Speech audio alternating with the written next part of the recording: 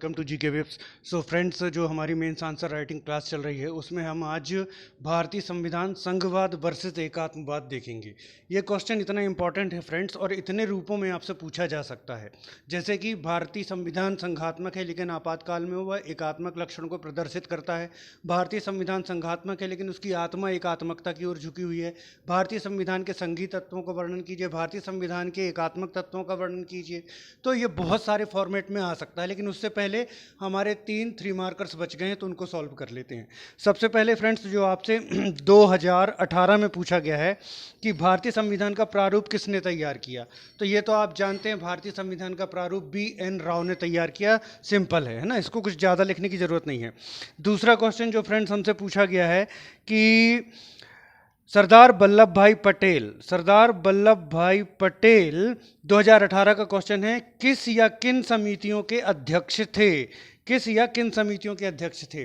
तो सरदार वल्लभ भाई पटेल फ्रेंड्स, पहला तो आपका आ जाएगा प्रांतीय संविधान समिति।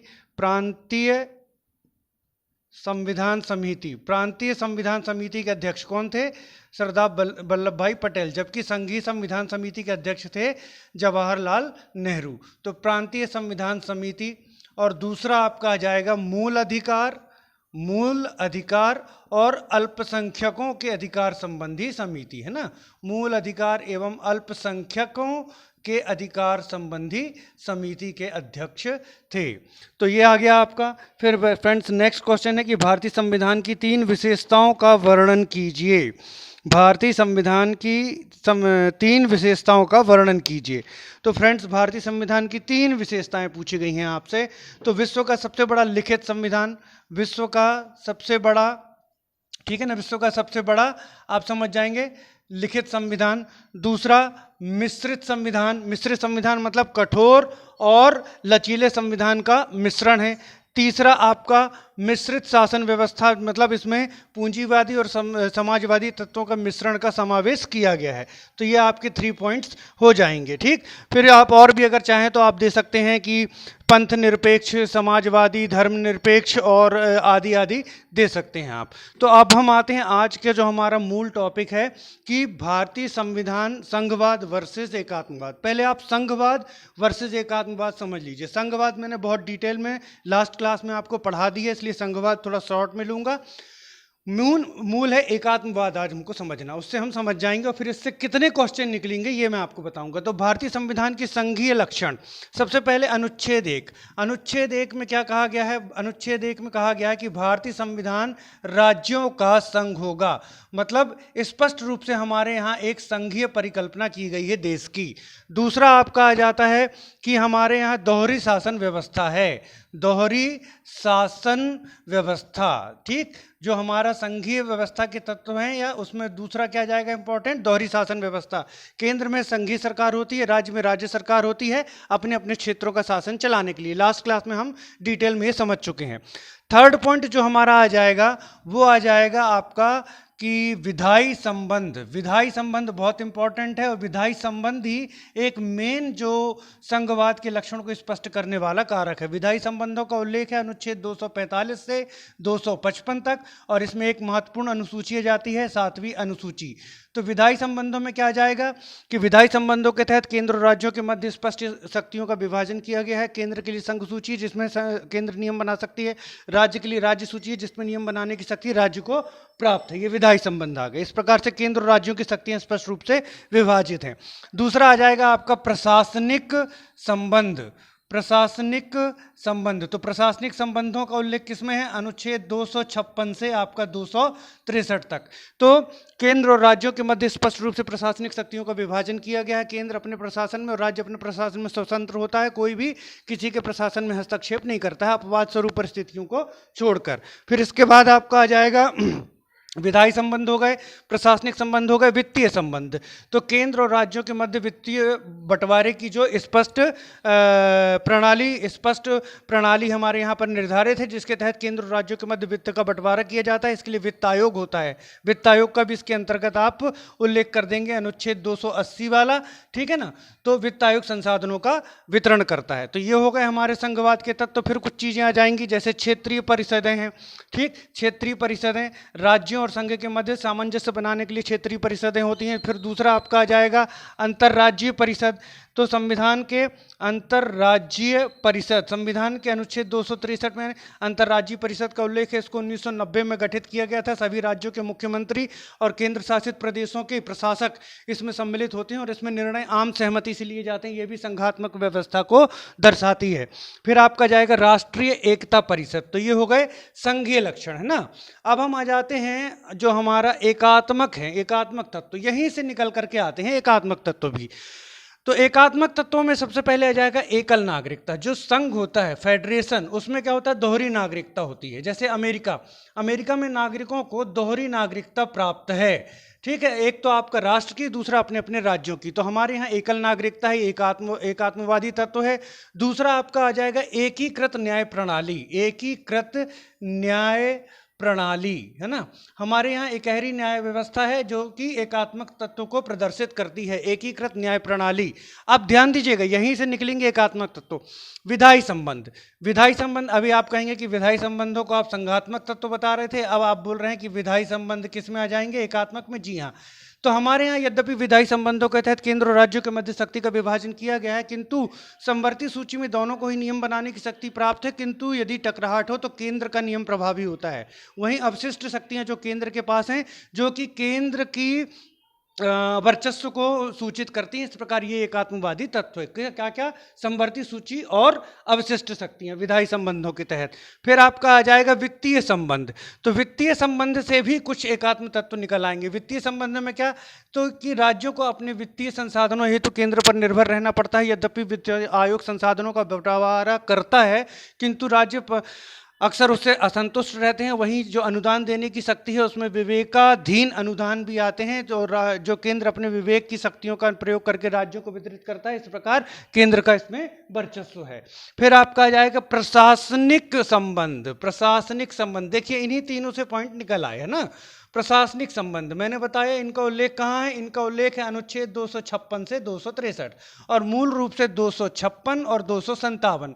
256 और 257 में क्या होता है, केंद्र राज्यों को विभिन्न मामलों में निर्देश दे सकता है प्रशासनिक कार्यों में। इस प्रकार राज्यों को अपने प्रशासनिक कार्यों में यह देखना पड़ता है कि किसी भी प्रकार से केंद्र की प्रशासनिक शक्तियों का उल्लंघन ना हो और केंद्र के दिशा निर्देशों का पालन करना पड़ता है। यह भी एकात्मक तत्वों को प्रदर्शित करता है।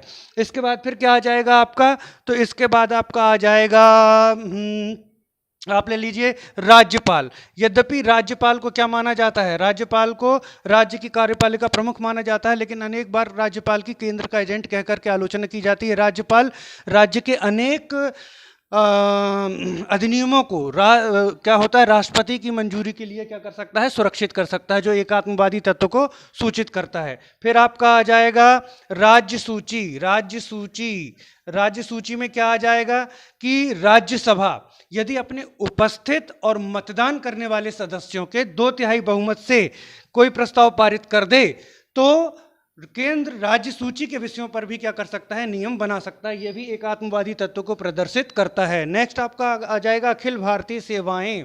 अखिल भारतीय सेवाएं, अखिल भारतीय सेवाएं अखिल भारतीय सेवाएं। तो अखिल भारतीय सेवाओं को केंद्रीय वर्चस्व वाली सेवाएं मानकर इसकी आलोचना की जाती है। अखिल भारतीय सेवाओं में भर्तियां केंद्र सरकार करती है और उनकी नियुक्ति केंद्र और राज्य दोनों की ही संस्थानों में की जाती है। इस प्रकार अखिल भारतीय सेवाएं एकात्मवादी तत्व की ओर इंगित, एकात्मवादी तत्व को इंगित करती हैं। तो अखिल भारतीय सेवाएं आ गई, राज्य सूची हो गई, राज्यपाल हो गया, ठीक है ना।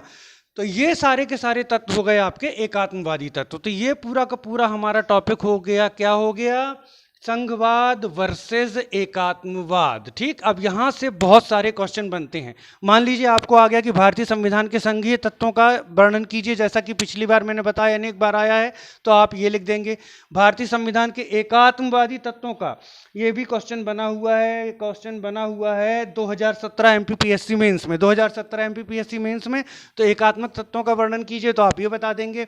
यदि आपसे पूछा जाए कि विवेचना पूछी जाए कि भारतीय संविधान संघीय संविधान है, विवेचना कीजिए, तो देखिए आपको मैं एक चीज बता दूं कि भारतीय संविधान को मूल रूप से हमको हर दशा में संघीय संविधान ही बताना है। यद्यपि उसमें कुछ एकात्मवादी तत्व हैं, एकात्मवादी लक्षण हैं, लेकिन हमें निष्कर्ष लिखते समय, अपने क्वेश्चन का उपसंहार करते समय उसमें यह स्पष्ट वर्णन करना है कि भारतीय संविधान मूल रूप से क्या है, संघात्मक है। तो मान लीजिए विवेचना आ जाती है, तो भारतीय संविधान संघात्मक है, संघात्मक तत्वों की व्याख्या कर दी, किंतु भारतीय संविधान निर्माता ये जानते थे कि भारत जैसे विशाल देश में और विविधतापूर्ण देश में अनेक चुनौतियां सामने आएंगी, इसलिए उसमें कुछ एकात्मवादी तत्वों का भी उन्होंने समावेश किया है। तो इनका उल्लेख करके और फिर ऐसा लिख करके आपने एकात्मवादी तत्वों की भी वर्णन कर दिया, और फिर आप निष्कर्ष में लिखेंगे कि यद्यपि भारतीय संविधान में अनेक एकात्मवादी तत्व हैं, किंतु भारतीय संविधान का ढांचा मूल रूप से संघात्मक और इसमें सहकारी संघवाद की कल्पना की गई है, जहां राज्य और केंद्र एक दूसरे के पूरक और एक दूसरे के सहयोगी होते हुए देश की समस्याओं का निराकरण और नीतियों का निर्माण करेंगे। ओके फ्रेंड्स, इसका रिटर्न आंसर मैं आपको जो है ग्रुप में दे दूंगा, क्योंकि इसका रिटर्न आंसर बहुत जरूरी है। तो 2-3 घंटे बाद चेक कर लीजिएगा, आपको रिटर्न आंसर हर हाल में ग्रुप में मिल जाएगा। ये थोड़ा लिखने में किस तरीके से लिखना है इसको, ये तो मैंने विवेचना बता दी। अब अगर आपको इसका फॉर्मेट बदल के आता है कि भारतीय संविधान मूल रूप से संघात्मक है, किंतु उसकी आत्मा एकात्मकता की ओर झुकी हुई है, विवेचना कीजिए। तो भारतीय संविधान संघात्मक है, संघात्मक लक्षणों को आपने बता दिया, किंतु विधि निर्माता जानते थे कि अनेक चुनौतियां आएंगी, तो एकात्मक तत्व शामिल किए गए, एकात्मक तत्वों को बता दिया। फिर आपको उपसंहार में या निष्कर्ष में वही लिखना है कि यद्यपि अनेक एकात्मवादी तत्व भारतीय संविधान में उपस्थित हैं, किंतु भारतीय संविधान मूल रूप से संघात्मक है, जहां केंद्र और राज्यों के मध्य शक्तियों का और क्षेत्राधिकार का स्पष्ट विभाजन किया गया है, और राज्य और केंद्र एक दूसरे के पूरक और सहयोगी हैं, और दोनों ही सहकारी संघवाद को प्रदर्शित करते हैं, और एक दूसरे के सहयोग से राज्य की, देश की जो समस्याएं हैं उनको हल करने और नीति निर्माण का काम करते हैं। तो यही आपको यही यह जाए कि भारतीय संविधान मूल रूप से संघात्मक है, किंतु इसकी आत्मा एकात्मक है, वर्णन कीजिए, तो आपको ऐसा करना है। और अगर यही आ जाए कि भारतीय संविधान शांति काल में तो संघात्मक है, किंतु आपातकाल में उसकी एकात्मक हो जाता है, व्याख्या कीजिए। तो आप क्या करेंगे, अब आपको, हाँ, यहां पर हमने एक बहुत इंपॉर्टेंट पॉइंट नहीं लिया एकात्मक व्यवस्था में, आपातकालीन उपबंध। तो आपातकालीन उपबंध कितने प्रकार के हैं, 352, 356 और 360, है ना। एक ये भी एकात्मक तत्व को प्रदर्शित करने वाला है। तो भारतीय संविधान मूल रूप से संघात्मक है, किंतु आपातकाल में वह एकात्मक व्यवस्था को इंगित करता है, स्पष्ट कीजिए। अगर ये आ जाए तो आपको वही लिखना है। पहले तो भारतीय संविधान संघात्मक है शॉर्ट में, लेकिन यहाँ पर शॉर्ट में संघीय व्यवस्था के लक्षणों का वर्णन किया, फिर आपने किया किंतु संघीय व्यवस्था के लक्षणों का वर्णन करने के बाद फिर आप कहेंगे किंतु आपातकाल में। अब यहां पर आपको सिर्फ एक पॉइंट पर फोकस करना है। किस पर फोकस करना है, आपातकाल में। आपातकाल में क्या होता है, इस चीज में फोकस करना है। किंतु आपातकालीन के दौरान, पहला 352 के कालीन राष्ट्रीय आपातकाल होने पर जो केंद्र की शक्ति है वो राज्य की संपूर्ण कार्यपालिका शक्ति पर विस्तृत हो जाती है, और राज्य सरकार को पूर्ण रूप से केंद्र के निर्देशों के अधीन कार्य करना पड़ता है। दूसरा, यदि 356 लगाया जाता है राष्ट्रपति शासन, तो चुनी हुई सरकार राज्य की बर्खास्त हो जाती है, और राज्य की पूरी शक्तियां केंद्र में निहित हो जाती है, और समस्त विधायी प्रशासनिक और कार्यपालिका शक्तियां को फिर